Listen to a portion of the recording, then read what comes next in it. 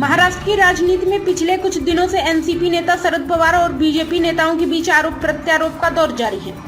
Maharashtra BJP के प्रदेश अध्यक्ष चंद्रशेखर बावनकुले के बयान पर एनसीपी प्रमुख ने फिर से प्रतिक्रिया दी है। सूरज को दीपक दिखाने वाली बात पर शरद पवार ने कहा, हमने महाराष्ट्र की जेल में वह दिया देखा है।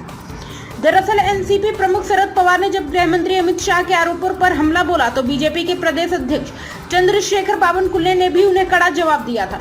उन्होंने शरद पवार पर तंज कसते हुए कहा कि अमित शाह की आलोचना करना सूरज को दीपक दिखाने जैसा है। एबीपी माझा के मुताबिक केंद्रीय गृह मंत्री अमित शाह ने शरद पवार पर भ्रष्टाचार को लेकर हमला बोला था। शाह ने शरद पवार को भ्रष्टाचार का सरदार तक कह दिया था। शाह के आरोपों पर शरद पवार ने भी जवाब देते हुए कहा था कि वह तड़ीपार नेता है, जिसके बाद बीजेपी प्रदेश अध्यक्ष चंद्रशेखर बावनकुले ने शरद पवार की कड़ी आलोचना की थी।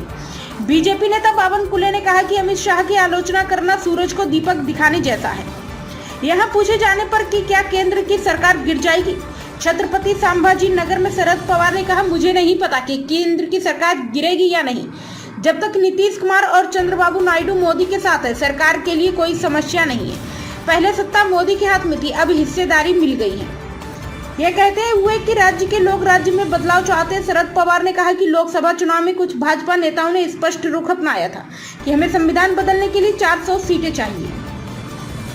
यह पूछे जाने पर कि क्या अजीत पवार के साथ गए विधायक चुनाव में फिर से शामिल होंगे, शरद पवार ने कहा कि कई लोगों को लगता है कि वे रास्ता भटक गए हैं, इसलिए वे वापस आना चाहते हैं। कुछ लोगों ने पार्टी में शामिल होने की इच्छा जताई है, लेकिन हम इस बारे में जल्दबाजी में निर्णय लेने की मानसिकता में नहीं है। जिन लोगों ने अतिवादी रुख अपनाया है, उन पर विचार किया जा रहा है।